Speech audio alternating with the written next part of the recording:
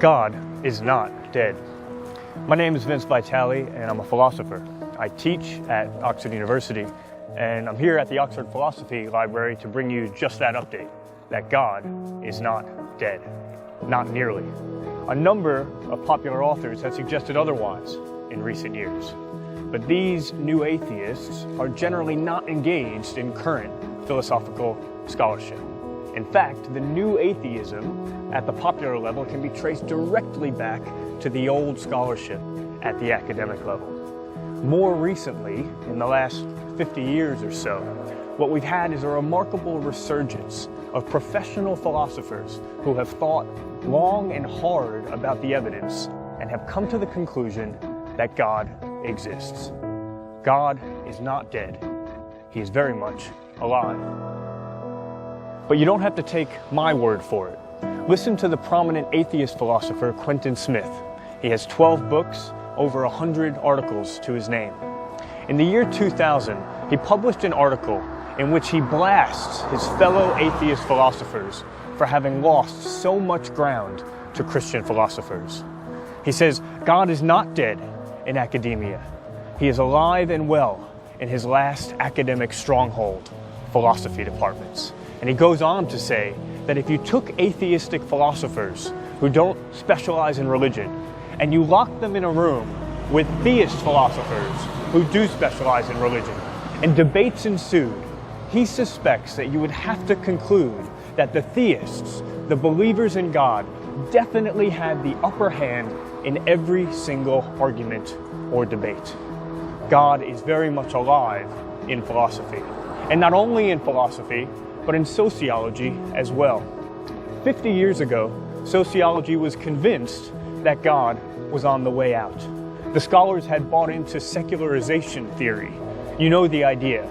The idea is that the more modern and technological the world becomes, the more secular it will become. Peter Berger was one of the leading proponents of this theory. Today, he has completely abandoned it. At an academic conference in Miami in 2011, he suggested that the reason he changed his opinion on this matter is simply because the evidence demanded it. He says if you look at the contemporary world today, from a global perspective, it is as religious as it ever was. In fact, he goes so far to say that we're in a period of resurgence with respect to every major religious tradition. God is not dead. Probably the most influential British philosopher of religion of the last 50 years is Richard Swinburne. Before retiring, he held the head post here in Oxford.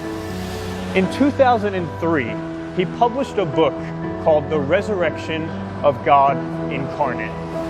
And in that book, he concludes that on the available evidence today, it is 97% probable that Jesus truly, miraculously rose from the dead, proving that he is the God that he claimed to be. Now, Swinburne recognizes that we can't take the exact percentage too seriously. He likes to work with probability theory, and so he plugs in numbers at each point in the argument. Still, though, the fact that someone of his intellectual credibility can make that claim in print, have it published by Oxford University Press, and then ably defend it at top academic conferences all around the world, as I've seen him do, speaks to the fact that the intellectual case for the Christian faith is extremely strong. I was an undergraduate at Princeton when I first realized this. And when I did, it caused me to question whether it was really intellectual obstacles that were keeping me from faith. Or perhaps something else. If I was honest with myself, I had to admit that I hid in my heart what the famous atheist Friedrich Nietzsche was bold enough to put to paper.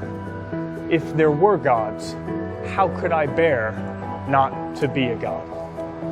If we think that it is our minds that keep us from God, then we may not be dealing with the arguments at the highest level. Here in Oxford, and in Princeton, and in philosophy faculties, top faculties all around the world, God is not dead. God is as alive as he ever was.